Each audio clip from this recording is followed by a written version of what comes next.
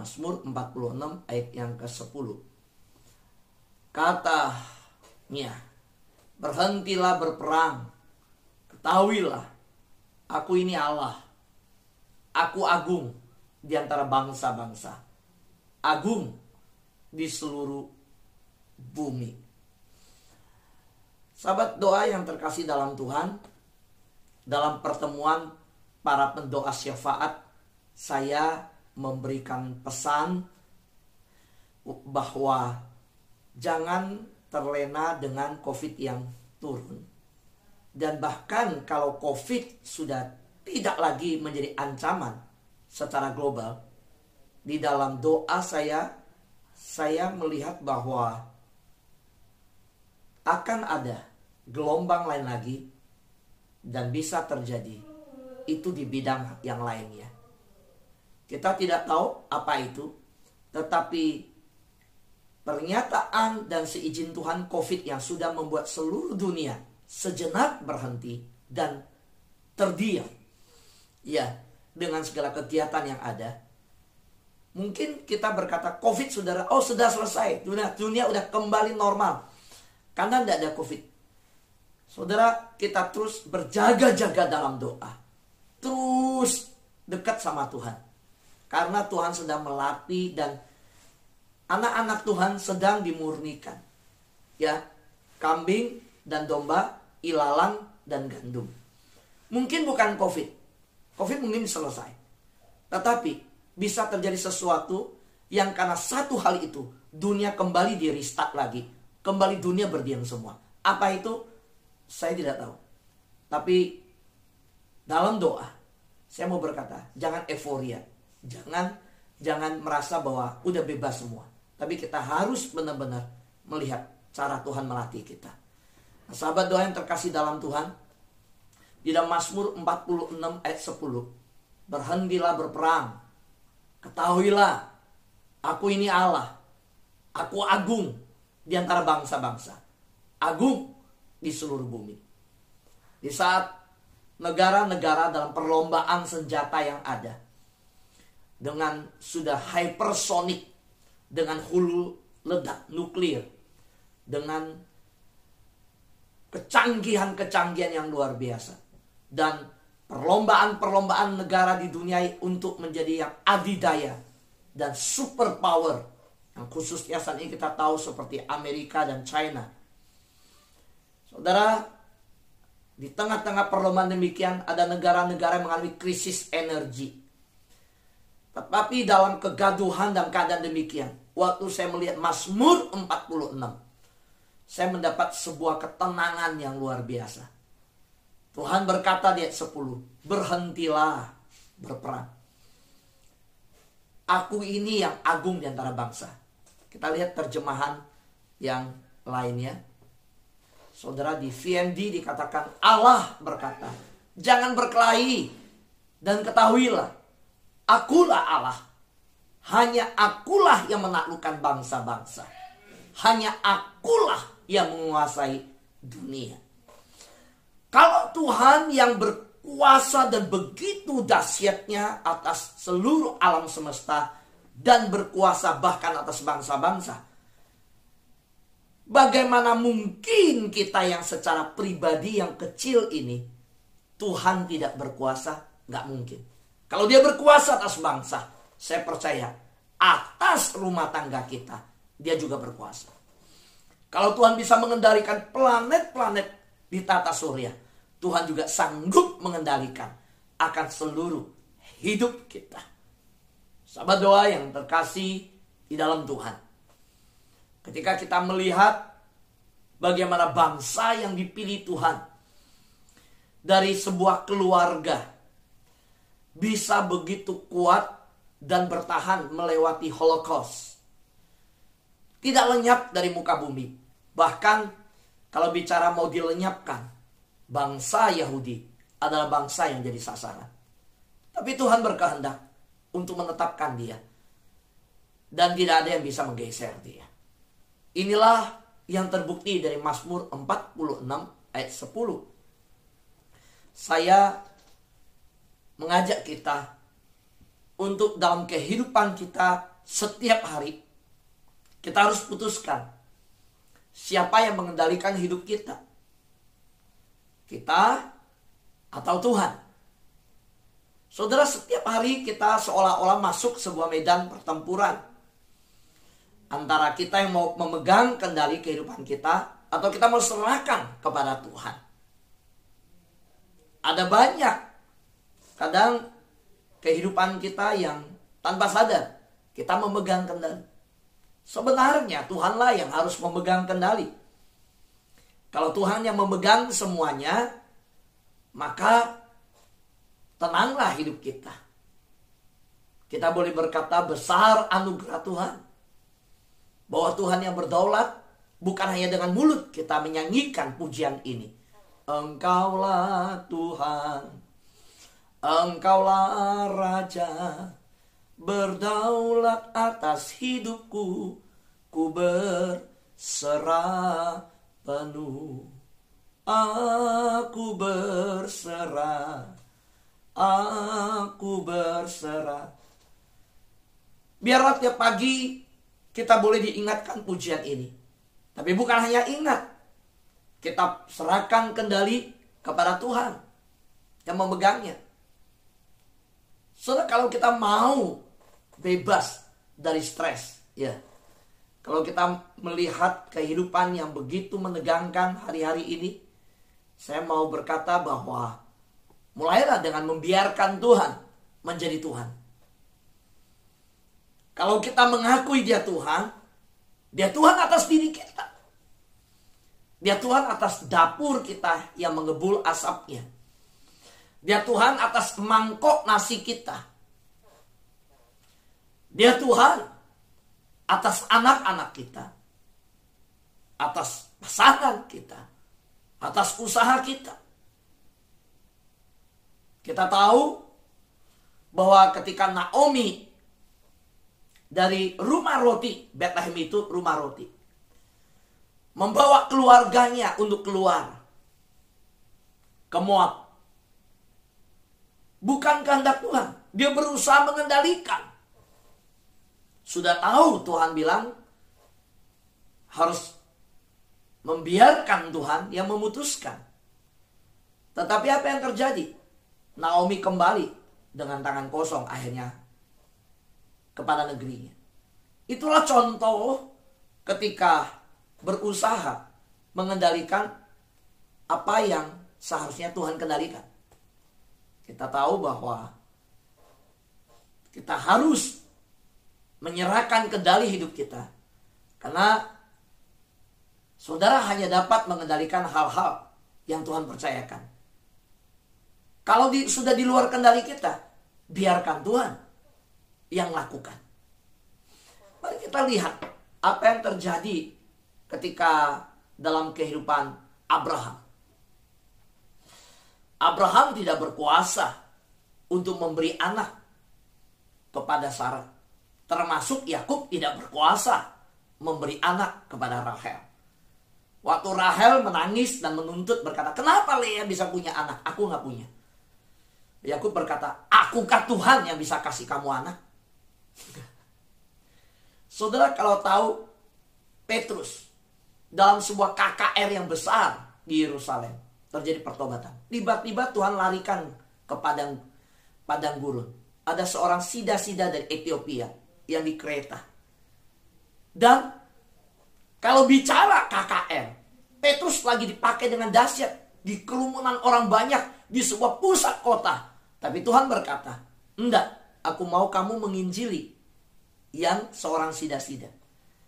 Saudara, apa yang terjadi? Sida-sida itu akhirnya berkata, ada air di situ, baptislah aku. Ketika kita melayani Tuhan, bukan kita yang pegang kendali, Tuhan yang menentukan. Kadang kita melihat bahwa kalau begini baik, kalau begini hebat, tapi Tuhan enggak, aku yang mau begini.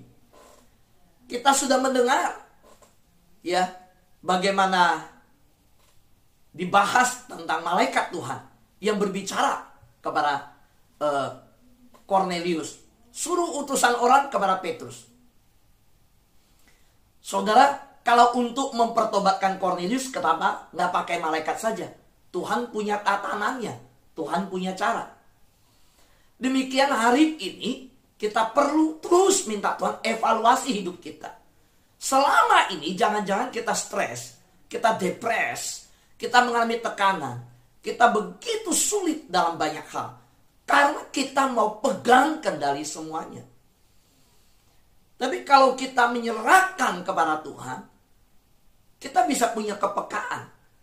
Bagaimana Tuhan pimpin kita, sebenarnya mau seperti apa.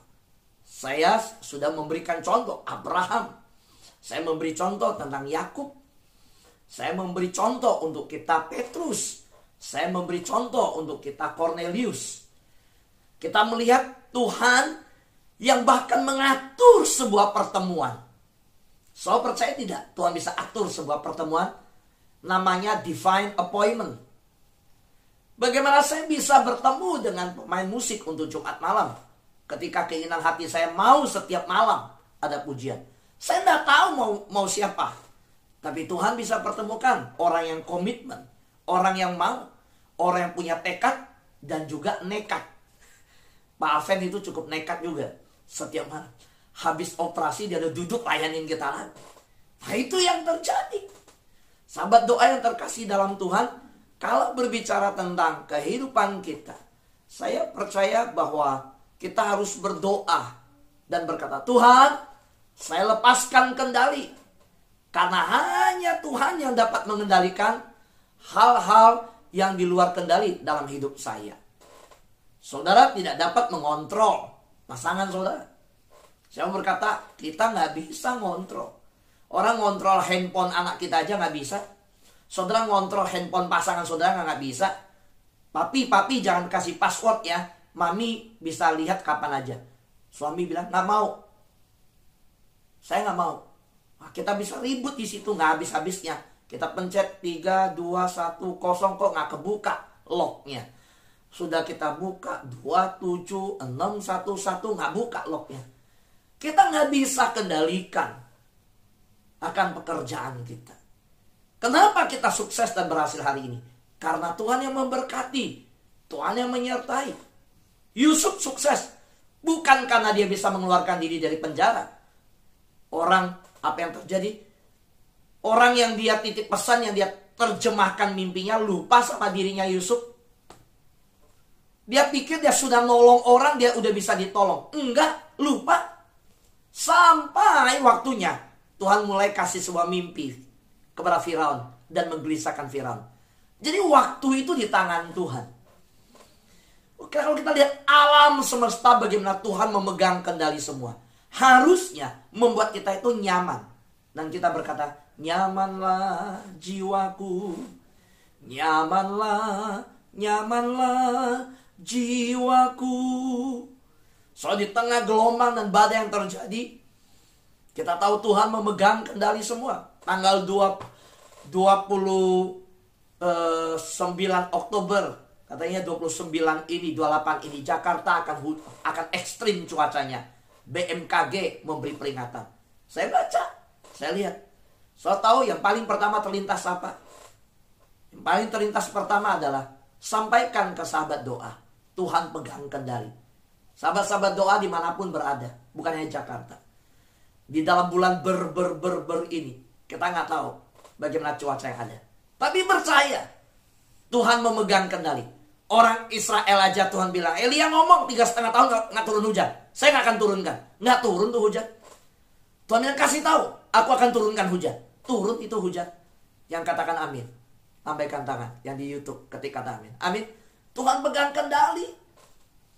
Sahabat doa yang terkasih dalam Tuhan, karena itu kita percayakan masa depan kita itu di bawah kendali Tuhan. Masa lalu kita aja nggak bisa ubah. Tuhan bilang bisa loh. Bawa hidupmu, aku akan hapus semua dosamu. Kita buat kesalahan yang dulu kita sendiri nggak bisa hapus. Tapi Tuhan berkata apa? Aku bisa selesaikan. Aku bisa hapus. Karena itu, mari kita serahkan kepada Tuhan yang berkuasa atas semuanya. Jadi, hari ini, biarlah kita hidup Mengingat firman Tuhan berkata, Allah tidak membiarkan dirinya dipermainkan. Jadi jangan permainkan Tuhan. Pak, bagaimana saya mempermainkan Tuhan? Nggak berani, ini kata-kata yang terlalu keras ini, mempermainkan Tuhan. Siapa bilang anak Tuhan tidak permainkan Tuhan? Hari ini hidup benar, besok nggak benar. Pak, bagaimana saya mempermainkan Tuhan? Nggak beranilah, mana bisa. Dia Tuhan mempermainkan Tuhan. Siapa bilang? Ketika ini kita pegang, yang itu kita lepas. Udah kita nggak kuasa berpegang, memegang kendali, baru kita serahkan pada Tuhan. Sedangkan Tuhan bilang, biarkan aku pegang kendali. Jangan kamu, biar aku yang melakukan. Saudara, doa Yabes, kita tahu, kalau mau bicara tentang stres, Yabes orang yang paling stres, saudara. Ketika dipelajari, soal pelajari kehidupannya, nama papa mamanya soal nggak akan ketemu. Yabes itu nggak ada loh, saudara. Orang bahkan bukan hanya silsilah itu, dia nggak punya keluarga yang punya nama baik. Dia pun orang yang diusir oleh pemuka-pemuka. Orang yang cacat, orang yang dianggap sampah masyarakat. Tapi hari ini kita nyanyi lagu Yabes. Kiranya Engkau memberkati aku berlimpah-limpah dan memperluas daerahku, dan kiranya tangan-Mu menyertai aku dan melindungi aku daripada malapetaka, sehingga kesakitan tidak menimpa aku. Siapa Yabes? Sehingga mengeluarkan kata-kata begitu agung dan pernyataan iman yang begitu dahsyat. Perluas daerahku, tidak ada kesakitan menimpa aku. Sampai pemuka-pemuka Yehuda yang datang memohon sama dia, jadilah pahlawan untuk kami. Dan dia bilang, kamu buang saya dulu, sekarang kamu terancam, kamu minta saya.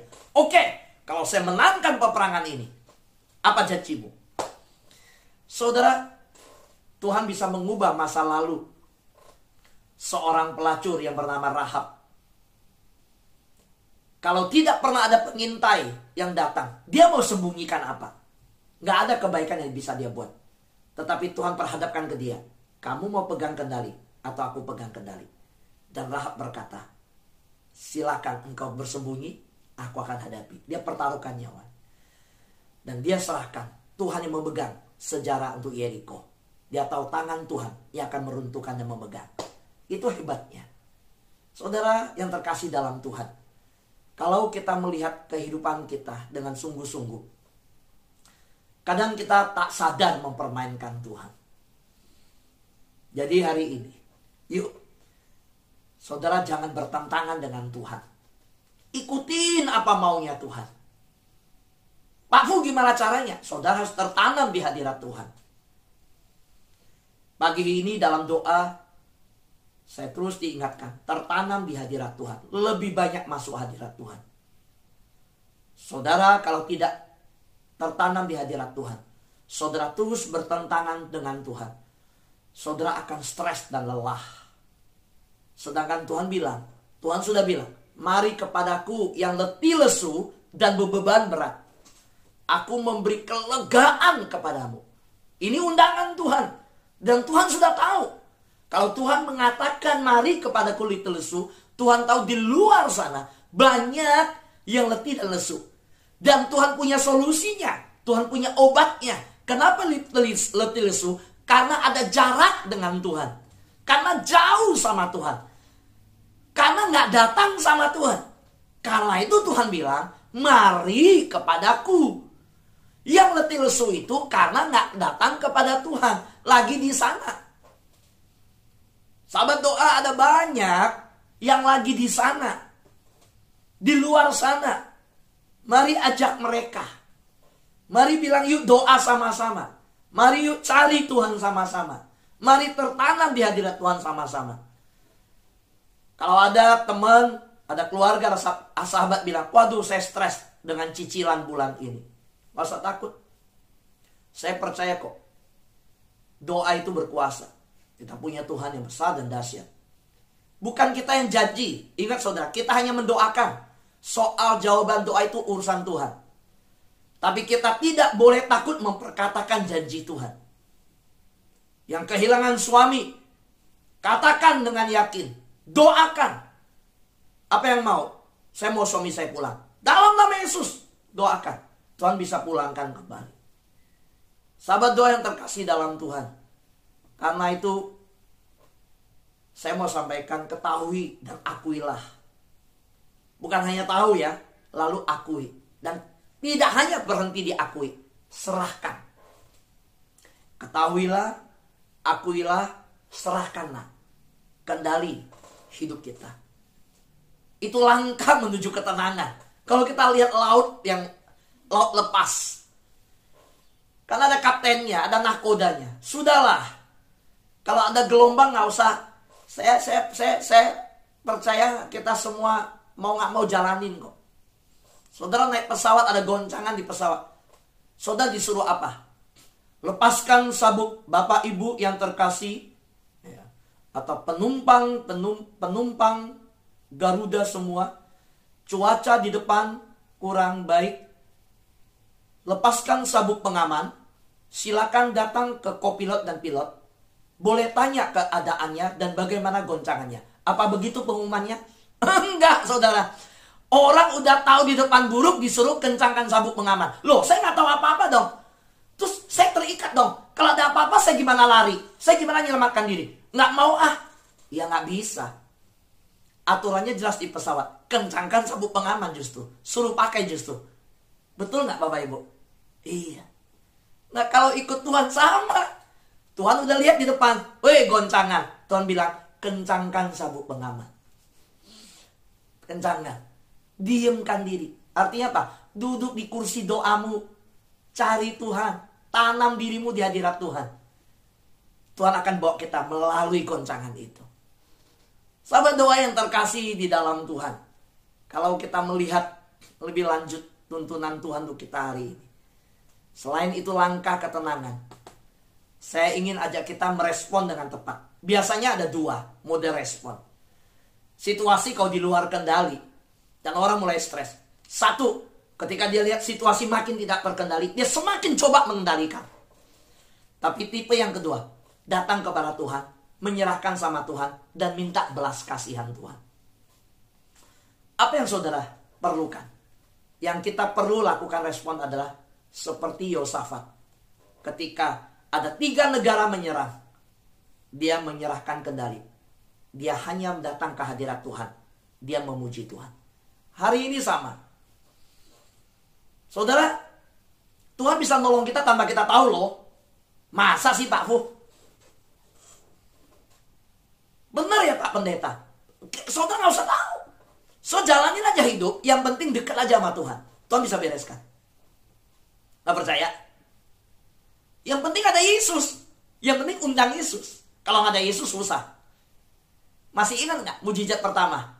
Tuhan Yesus apa? Perjamuan Kana. Saya mau tanya. Apa yang menikah itu yang lagi heboh, lagi seneng ngundang orang datang, nyambut tamu segala macam, suami istri itu yang jadi suami istri bikin acara. Dia tahu apa yang terjadi di dapur? Nggak tahu. Yang tahu itu kepala pesta. Sama.